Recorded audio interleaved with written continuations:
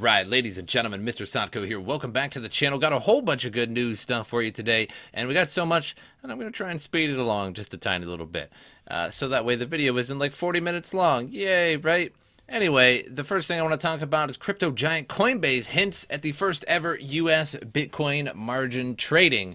And what's interesting is that Coinbase, when it was GDAX, used to have a little margin trading leverage icon that you could select back in the day, but it would it would disallow you to do that when it said was not available in your region.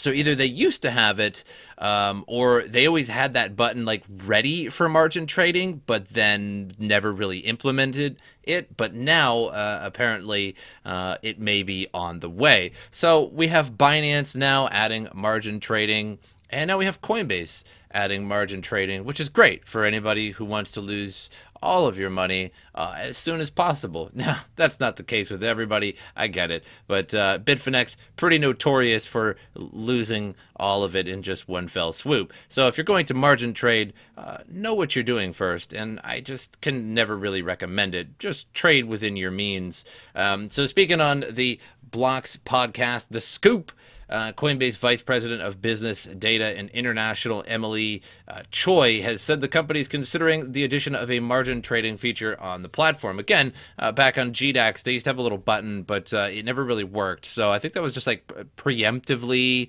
going to add margin trading, and they're just like, on the new Coinbase, they sort of just swept it under the rug and for later. But who knows? So as emphasized by Choi, Coinbase would need sufficient regulatory clarity from the U.S. authorities before enabling margin trading. Oh my, just always getting popped up. And BitMEX has not allowed U.S. Bitcoin traders from trading on its platform, and it remains unclear whether Binance would serve U.S. users once it opens its highly anticipated margin trading platform in the near future. So BitMEX doesn't allow it, and then Binance, and nobody knows if you're a U.S. customer if you can allow it either. So it's just like, we might in the future. So there's way too much regulatory action in the United States, so they just basically do it where there are no rules. So they say we still need to figure that out because there's not a lot of regulatory clarity there right now in the U.S., and so that is being discussed. We couldn't probably be more differentiated than them in terms of the focus on the fiat to crypto bridge and being that safe, trusted center of the crypto economy. So I think they're playing one game and we're playing another. So in terms of like trying to be different and like a fiat exchange that's a little bit more regulated than some of the other exchanges that have margin trading. But again, use margin trading at absolutely your own risk. And the article goes on to explain why, should they enable margin trading? It's just because profits, right? People love profits, and that's basically the rest of the article. But again, one fell swoop, one wrong move, and you can lose it all if you bid too much, if you use too much leverage for what you have. And another thing too is that the market is sort of manipulated, and that when there's a lot of longs, everybody thinks it's going to go up, then magically it just dumps, and a lot of people just suspect the exchanges are sort of just pumping and dumping, and it only takes a little bit to sort of knock everybody's positions and liquidate everybody, and then they of course get all the fees for that. So moving on to the next article here, who is Whaleooh? Second copyright filing appears for the Bitcoin white paper. And again, anybody can do this. So when the news came out that Craig Wright filed for the copyright, Bitcoin SV shot through the roof. And there's people out there that are like, oh, wow, he must be Satoshi because he did this. But not like anybody, like legit anybody can do this. A second copyright registration for the white paper has appeared on the public catalog of the United States Copyright Office, indicating that a certain Whaleooh is also claiming to have originated the work under the pseudonym Satoshi Nakamoto. The filing is dated May 24th, while Wright's is dated April 11th. And currently, it's not clear who Whaleooh is. I don't even know if I'm saying that correctly, but either way, or why the registration was filed. However, it may be well that it is to counter Wright's move to assert ownership of the fundamental Bitcoin property. That came amid a flurry of legal threats from Wright, again, against those who claim he is not Satoshi, as he has claimed on various occasions, though he has yet to provide indisputable proof, such as the movement of Satoshi's coin. So again, another person files it, which sort of, it should really undermine Craig Wright and for the BSV shills, but it doesn't. And again, most people just shill because they want the price to go up, and I find it hard to believe that people truly believe that Craig Wright is Satoshi. And again, keyword, believe that he is Satoshi. So this isn't like religion. It's not based on faith. One should be able to absolutely and utterly prove that he is Satoshi, he or she is Satoshi, and be able to move original Bitcoin and some of the original wallets, and among many other things, and not just claim copyright on it when that's just not how Bitcoin works in the first place. So I think like claiming copyright on it is just essentially, it just shows how little you actually understand it. And I think Craig Wright just sort of does it for media purposes, for propaganda. And it certainly works. It really does. So moving on here, podcaster Pete McCormack faces decision on lawsuit against Craig Wright. So Dr. Craig Wright has struck out with another lawsuit, this time against podcast Pete McCormack. Dr. Pete McCormack explained his debate in a lengthy Twitter thread. Those who think this is about clout and promoting a podcast, trust me, it never was. It's a false economy. One thing I refuse to do is accept or say in court that Craig Wright is Satoshi and that BSV is the real Bitcoin. He has warned against fundraising for the case, and he thought about representing himself. Wright, in the meantime, is busy using the law to prove his point. Earlier, he secured his claims to authorship of the Bitcoin white paper. However, again, not indisputable evidence. So McCormack has also stated that he does not believe the claims. He is not willing to admit that BSV project is the de facto Bitcoin. And BSV has a mixed reputation. And recently that 100% hype boost over the extremely volatile price fluctuated from $275 down to $224. And also on, I think it was Bitfinex, flash crashed to $44 for just a brief few minutes as somebody had dumped about 25,000 on there. So another victim of Craig Wright's lawsuits. McCormack is also close to the Twitter personality Hodlnut, who has also been attacked by the BSV community. So far, the attempts to reveal the personality of Hodlnut have failed, but he also has been threatened with a lawsuit for criticizing Wright. It was precisely the Hodlnut attacks that caused Binance to delist BSV, followed by Kraken and Shapeshift, which hurt BSV a little bit. And so, pretty interesting that he just continues going after people. It just feels like something that Satoshi wouldn't do. It just doesn't make a lot of sense. That he goes around, trying to sue people in court for over these sort of things, and it's just basically impossible to go to court anyway, because he would have to prove that he is Satoshi.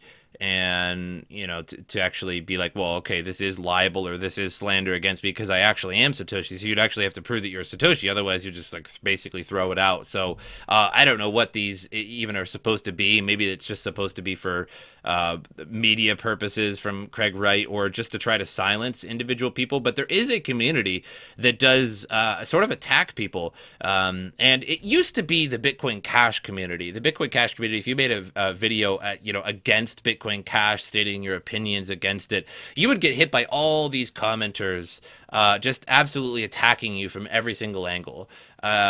Take my word for that. And now that sort of went away. Nobody seems to really care. I think like the majority of those people went over to BSV, and now when you make a video against BSV, you get tons of comments of people saying that it's a real Bitcoin and that you're basically an idiot, or that he is Craig Wright.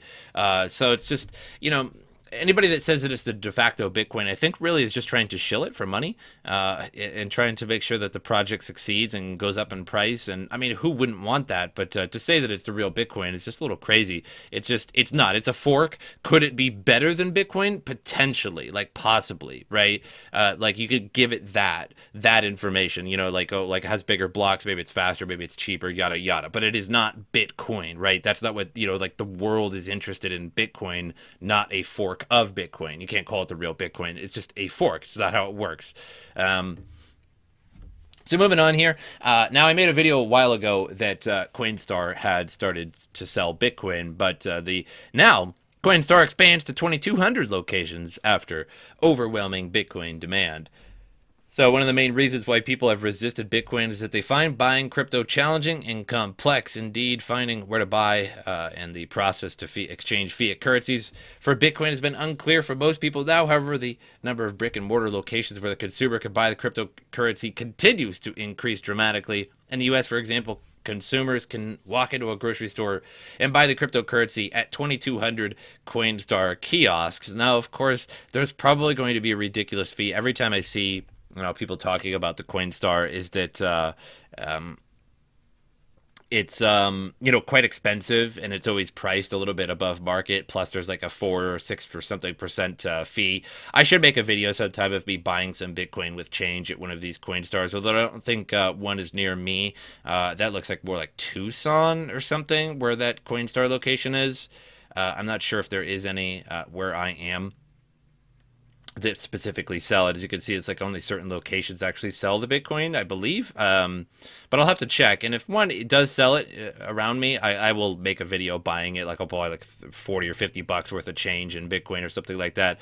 But what you need to do is like you give your change and then you get your money from the counter. Then you have to put in actual like dollar bills to get the Bitcoin. Like you don't get the Bitcoin with change. You get it with the actual bills. So you have to sort of change it, go get your money, and then go back to the Coinstar and then put in money to get your Bitcoin. But if there is one around me, I'll show it and I'll talk about the fees and everything like that exactly. But I'm sure it's pretty high fees. It goes without saying pretty much. But it is quite convenient, especially if you just have a bunch of change and you're like, I'm going to go get Bitcoin with my change. Like, how else are you really going to do it? I suppose you could roll them up, go to the bank, put it in the bank, then send it over. But it's pretty convenient, and it's good adoption. It's sort of like a new Bitcoin ATM. It's a little expensive, to be totally honest. But so they're expanding rapidly after people are overwhelming Bitcoin demand through the Coinstar machine. So, hey, fair enough, right? So next article here, Bitcoin dominance slips 5% as new alt season is taking shape. And I want to sort of disagree with that 5%. It's more like 4%, maybe 5% at best, but it's actually a little bit less than that. You can see the Bitcoin dominance. It used to be like 59% high, and now it's about 56 or 55 fluctuating. So it's really not quite 5%. I'm not sure where they're getting that exactly, but at least according to CoinMarketCap. So it just means that alts are going up disproportionately now to Bitcoin. So for a while there was actually Bitcoin only going up, and we almost reached like 60% dominance of Bitcoin, and while the alts were basically just not going anywhere. And now it's the alts are going up and down more so than Bitcoin, and that's to be expected. So altcoin season is a period in the market cycle where other cryptocurrencies outperform BTC, even as Bitcoin is increasing in price. During this period, Bitcoin dominance, which is measuring Bitcoin's relative share in the cryptocurrency market, is traditionally lower. In the meantime, altcoins are gaining strength and further momentum. And at the time of this writing, Bitcoin dominance stands around 55%, which marks a decline of about 5%. So fair enough, about 5%, but it's not quite. It's also worth noting that this comes at a period during which Bitcoin's price actually increased since May 14th. It's up almost 10%. Yet despite the increase, its overall share in the total market has declined. And you can see just greater gains, of course, on altcoins, which is nothing too crazy, but it might be about that time. And I'm not saying get rid of all your Bitcoin. It is definitely a good idea, I'd say, to have the majority of your portfolio in Bitcoin, just for safety reasons. But like maximum money, yeah, probably mostly altcoins, to be totally honest. So that's up to you guys, but just letting you all know that it's going to be about that altcoin season. And for the final article here, how the mega rich buy their Bitcoin. So there's some interesting tidbits in this article. An office in Mayfair, West London, which is the home of the Dadiani Syndicate, the brainchild of art dealer Elise Dadiani. Her gallery, Dadiani Fine Art, was the first to accept cryptocurrency payments back in 2017. And they initially founded the syndicate as a kind of crypto concierge service for the ultra wealthy. This enabled holders to cash out their cryptocurrency profits into luxury goods like yachts and gold bullion. She helped one anonymous Chinese billionaire buy 4 used Formula One cars with $4 million worth of Litecoin. So yeah, because I kind of want 4 Formula One cars. You know, like you can't just have one Formula One car. Like, are you kidding me? Like, you gotta have four for all your buddies, right? You go out back, like you guys are like a little bit plastered, right? You're on your own property though. Come on, it's not public roads, and like you got a little racetrack. You're like, oh, whoa, guys, you want to see the Formula One cars? And they're like, what? You know what I mean? They're like, you got Formula One cars? You're like, yeah, I got four of them, and you guys just like race them around until one of them just crashes it, you know? And he's like, I'm all right, man, and because it's like, nah, it's fine, I'm a billionaire. But so Daniati says that she sees her role as very similar to that in the art world. She puts together people who want to sell and those who want to buy. One client approached her with an interest in acquiring 25% of all Bitcoin currently available. That would be over 4.4 million at a cost of about $38 billion at current rates. Clearly, it's not going to be possible, but Dadiani is tasked with getting as close to 25% as possible. So again, it kind of just shows that you know, the ultra rich sort of, you know, exchange their Bitcoin for, again, four Formula One cars. Why? I mean, you're a billionaire, right? Like four, of course you need four of them, or yachts or gold bullion. There's also over the counter. I think Kraken even actually has sort of a dark market, an over-the-counter market of Bitcoin that doesn't affect the price so much. So it's just, you know, liquidity priced at, you know, such and such, and you can just buy all of it or some of it, and they have, you know, that all that waiting for somebody, so it doesn't, so you don't end up having to go onto the exchange. And as you're buying it, of course, you're buying people's or sell orders, and you're going up and up and up in price as you're buying several Bitcoin at a time. You're raising the price, and eventually, you know, for your millions of dollars or whatever, you're actually getting less than what you really wanted to. So of course you go over the counter, but it just goes to show that more and more people are getting into it. And even though it doesn't affect the price that much when they buy it over the counter, that Bitcoin has to come from somewhere. And eventually they're going to have to restock in Bitcoin and eventually sort of move Bitcoin into that over the counter as they're gaining fees or something like that, and then selling it, which essentially creates even more rarity over time. So moving on to CoinMarketCap here, we have lost a good chunk of the market cap a little bit here, $261 billion down to 8,200 Bitcoin. So we reached about 9,100. I think it was on like GDAX, Coinbase Pro now. It was like 90 or 9,050. So we were nearly 9,100 and dipped to pretty much 8,100. Now we're a little bit above that. So, you know, it was pretty clear that everybody had a ton of sell orders around that point of 9,000. And there was a sort of a whalish purchase that you can sort of see. If we could just go to the 1 day, and you can see where it jumped up super quick here. And it's about 9,000 average on CoinMarketCap here. But it was clearly a big chunk of a purchase, and there was so many sell orders that it really chunked it downwards, and now it's just sort of on a downward spree. So it depends on how far we're going to get down here, but I think it might just end up going right back because we are in a very bullish market, in my opinion. Now some people say it's not, some people say it is, but there's what I go off is not just necessarily the price going up and down, but the fact that there's so many new articles, so many new institutional investors, so many more people chatting about the rise of Bitcoin on actual like media on Bloomberg and CNBC and stuff like that. So like that's all good. Like there's just this high psychology, you know, a very positive psychology of the market right now. And so I think we'll just keep on going up, but hard to say. Of course, welcome to crypto, and we could just see anything any day, right? And that's why we're all in it. But as you can see, Bitcoin SV pumped because of that fake news the other day in Calvin Air on TV, and you know we're at like nearly 200 SV, and it's dumping pretty hard now. As you can see, it's like the highest loss coin pretty much in the top 100 of the day, just because it was 100% the other day. But that's all I have for you guys today. Make sure you subscribe to the channel, like the video. That helps me out a lot. My social media in the description below. Give me a follow on those if you get an opportunity to do so. But hope you all enjoyed it. And as usual, I will see you guys next time.